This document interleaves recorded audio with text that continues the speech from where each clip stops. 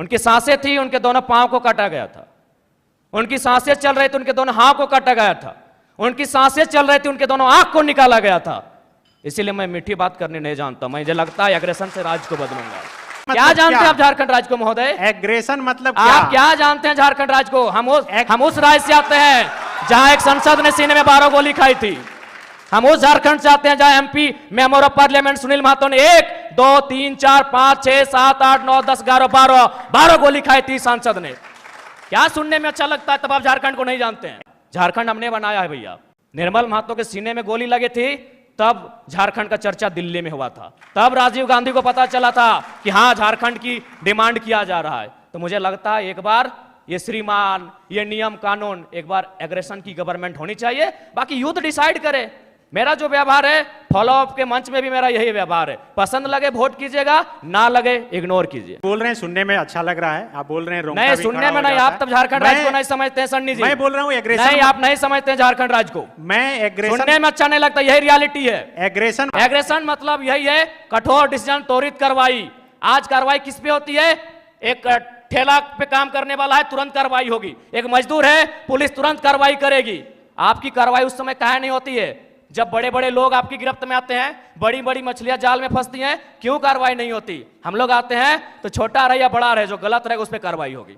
Aggression का मतलब है कॉर्पोरेट से कोई भय नहीं। एग्रेशन का मतलब है अमीरों के चंदे से पलना नहीं। एग्रेशन का मतलब होता है निडर होके, निष्पक्ष होके झारखंड के मुद्दों पे बात करना, झारखंड के मुद्दों के समाधान करने के लिए प्रयास करना। आज राजभवन में लोग धरने पर बैठे हैं, मुख्यमंत्री के आवास पे लोग धरने बैठे हैं, आज सीजीएल के जेएसएससी कार्यालय के बाहर लोग धरने पे बैठे हैं। आंदोलन रोज होता है, लेकिन जयराम महतो एक 50 लड़कों के आंदोलन से आज सीएम का फेस बन के कैसे सामने आया? इस सवाल का उत्तर कोई दे। आंदोलन इस राज्य में रोज होता है, जयराम महतो ही क्यों?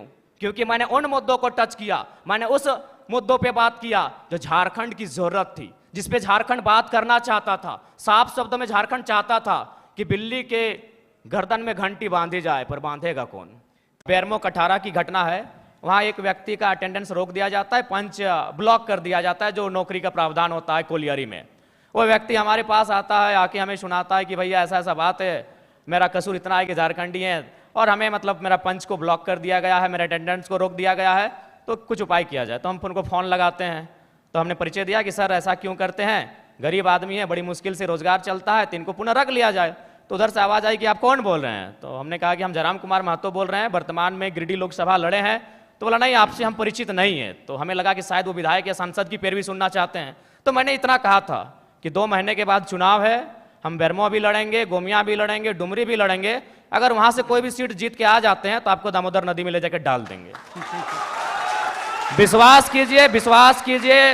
वो व्यक्ति का भी नाम बता देंगे, ऐसा नहीं हम झूठ बोल रहे हैं। 10 सेकंड में उनका आवाज बदला कि जयराम बाबू बोलिए क्या बात है। अगर मेरे इस व्यवहार से उसका नौकरी बच जाता है तो मुझे अपने इस व्यवहार से कोई कंप्रोमाइज नहीं करना है। 24 साल आपने चला लिया श्रीमान करके, 24 साल आपने चला लिया नियम कानून की बात करके। हमें लगता है कि एक एग्रेसिव गवर्नमेंट आनी चाहिए और मेरा यही एग्रेशन मुझ में रहेगा। क्योंकि मैं ना संजय मेहता जी के तर्ज पे मैं बरी से आता हूं, ना मैं चौपारण से आता हूं, ना मैं गढ़वा से आता हूं, मैं धनबाद से आता हूं। मैं एक घटना सुनाता हूं सुरेश महतो की, और विधायक मैडम बैठी हैं, हालांकि उस समय वो बहुत किस्सा पुराना है। वो झरिया विधानसभा की घटना है, वो भोरा क्षेत्र की घटना है। एक व्यक्ति है, उनका नाम है सुरेश महतो, मैं उस कौम का बेटा हूं। एक व्यक्ति थे, उनका नाम था सुरेश महतो, मैं उस कौम का बेटा हूं। उनको मारा गया था, उनकी सांसें थी, उनके दोनों पांव को काटा गया था। उनकी सांसें चल रही थी, उनके दोनों हाथ को काटा गया था। उनकी सांसें चल रही थी, उनके दोनों आंख को निकाला गया था। इसीलिए मैं मीठी बात करने नहीं जानता। मुझे लगता है एग्रेशन से राज्य को बदलूंगा।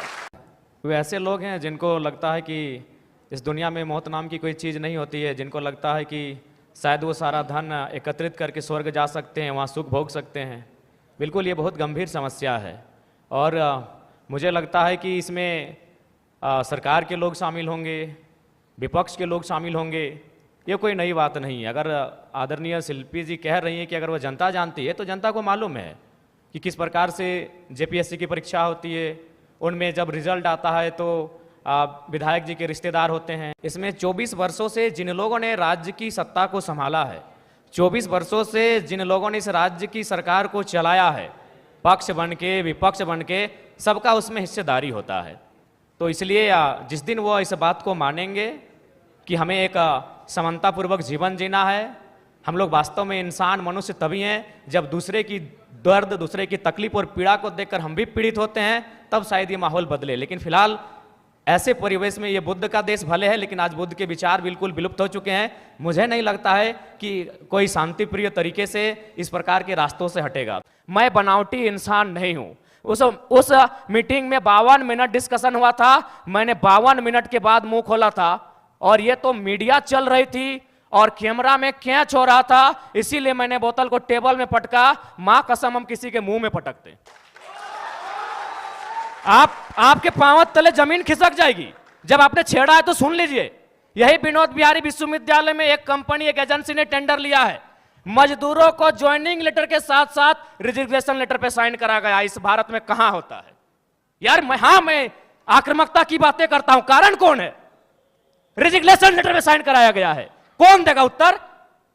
भारत देश में 4 स्तंभ है कहने को, न्यायपालिका, कार्यपालिका, विधायिका, पत्रकारिता। कौन रिस्पॉन्सिबल है कि ज्वाइनिंग? ताजुब की बात है, ज्वाइनिंग लेटर भी मिला है और उनको साइन भी करा लिया है। क्या बोलते हैं आप? रिजिग्नेशन लेटर, रिजाइन लेटर में भी साइन करवाया गया है। और एक घटना गोमिया की, जब मेरा सभा था बेरमो में, वो लड़का आया, उसने कहा कि जो एजेंसी है उनको पेमेंट देना होता है 20,000, लेकिन मेरा शर्त है उनका कि 20,000 आपके अकाउंट में देंगे, आपको 8,000 रिटर्न करना होगा, नहीं तो नौकरी से निकाल देंगे। उसके बाद भी अगर आपका खून नहीं खोलता है तो आप बनावटी लोग हैं, असल लोग नहीं है। अगर आप चाहते हैं मेरे अंदर की आक्रामकता कम हो, आप चाहते हैं मेरे अंदर की उग्र भावना कम हो, तो आज प्रबुद्ध लोग बैठे हैं।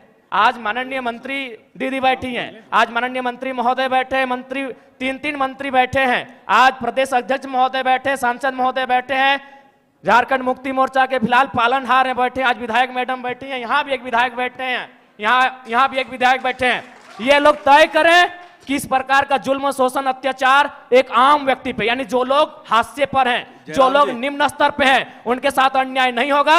जयराम महतो प्रेम की कविताएं लिखेगा, इनकलाब की बातें नहीं करेगा। जयराम जी, कि अगर एक व्यक्ति पे कार्रवाई होती है और उस कार्रवाई से अगर हजारों स्टूडेंट को एक उम्मीद मिलती है, अगर एक व्यक्ति पे कार्रवाई होती है और हजारों किसानों की खुशहाली आती है, तो मुझे लगता है उस व्यक्ति पे कार्रवाई होनी चाहिए। और मैं अपना एक अनुभव बताना चाहूँगा, हालांकि ऐसे मंचों पे जहाँ एकेडमिक लोग आके सुन रहे हैं, इंटेलेक्चुअल लोग आके सुन रहे हैं, नहीं बोलना चाहिए, लेकिन मुझे मेरा जो करैक्टर है वो सबके सामने मैं आपको बताना चाहूँगा। ये बेरमो कठारा की घटना है। वहाँ एक व्यक्ति का अटेंडेंस रोक दिया जाता है, पंच ब्लॉक कर दिया जाता है, जो नौकरी का प्रावधान होता है कोलियरी में।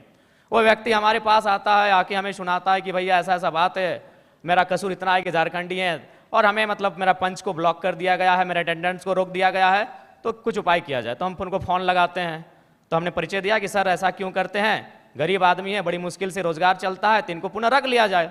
तो उधर से आवाज़ आई कि आप कौन बोल रहे हैं? तो हमने कहा कि हम जयराम कुमार महतो बोल रहे हैं, वर्तमान में गिरिडीह लोकसभा लड़े हैं। तो बोला नहीं, आपसे हम परिचित नहीं है। तो हमें लगा कि शायद वो विधायक या सांसद की पैरवी सुनना चाहते हैं।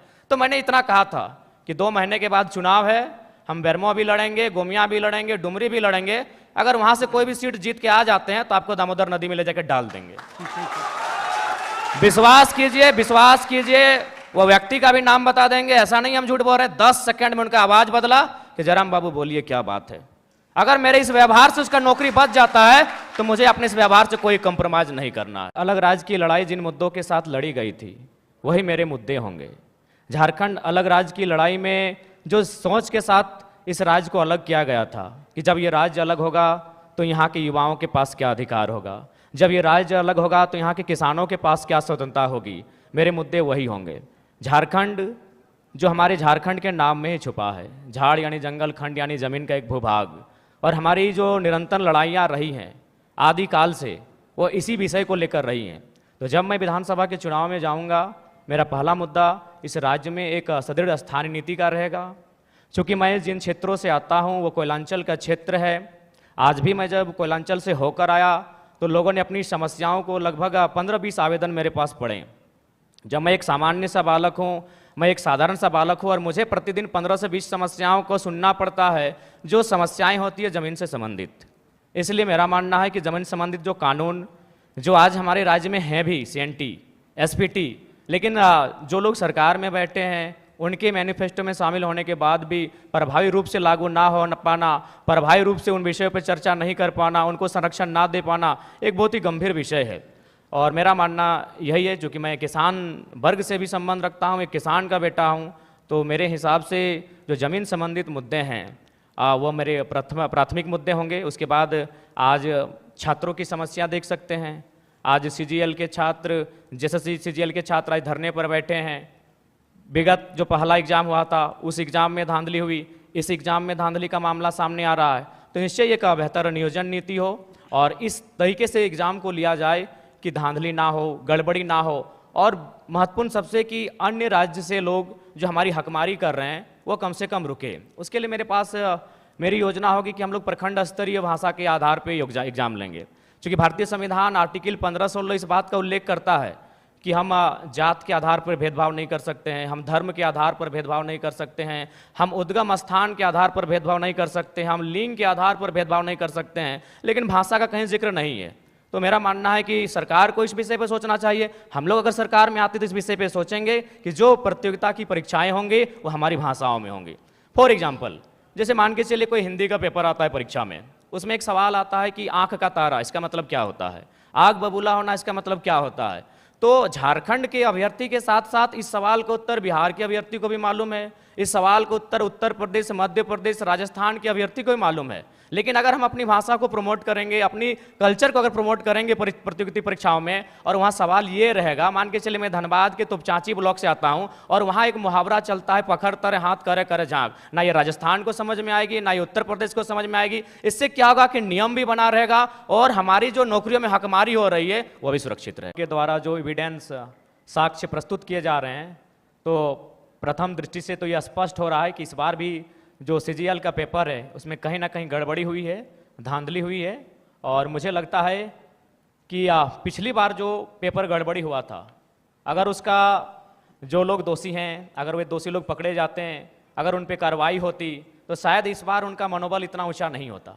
लेकिन चूंकि आपने SIT का गठन किया, आपने समय मांगा, आपको समय मिला, उसके बाद भी ये तय नहीं हो पाया है कि पिछली बार जो पेपर गड़बड़ी हुई थी, जो 28 जनवरी 2024 को जब इसका एग्ज़ाम हुआ था, तो मेरा मानना है कि कहीं ना कहीं आपका कठोर निर्णय ना ले पाना गवर्नमेंट का, आपका क्विक डिसीजन ना ले पाना उन लोगों का मनोबल को बढ़ा रहा है। हमने कोल माफिया सुना था, हमने लैंड माफिया सुना था, अब यहाँ पेपर माफिया जैसे मामले सामने आ रहे हैं। तो इससे आप इनकार नहीं कर सकते हैं, इस पर आप मौन नहीं रह सकते हैं, ये तो आपको तय करना होगा, इस बात को आपको मानना होगा। क्योंकि पिछली बार हमारे ही 15 साथियों पर FIR हुआ था, आज भी उस मुकदमे के कारण हमारे प्रत्याशी रांची के हमारे आदरणीय देवेंद्र जी जेल गए, उसी मुकदमे के कारण गए थे। तो जाहिर सी बात है वो हाईलाइट तभी हुआ जब हम लोगों ने प्रोटेस्ट किया। उस प्रोटेस्ट के परिणाम स्वरूप उस समय वर्तमान मुख्यमंत्री माननीय चंपई सोरेन जी थे, SIT का गठन हुआ। लेकिन आज परिणाम और निष्कर्ष आपके सामने क्या है, यानी आप लोग उन माफियाओं के मनोबल को बढ़ाने का कार्य आप स्वयं कर रहे हैं। तो ये तो आपको तय करना है कि आप छात्रों के साथ हैं या पेपर माफियाओं के साथ है, ये सरकार को आके तय करना है। यदि आप पेपर माफियाओं के खिलाफ हैं तो पिछली बार जो आपने SIT का गठन किया था उसका निष्कर्ष क्या है, उसका रिजल्ट क्या है, दोषी कौन लोग हैं, वो कटघरे के पीछे कब होंगे, ये राज्य की जनता जानना चाहती है।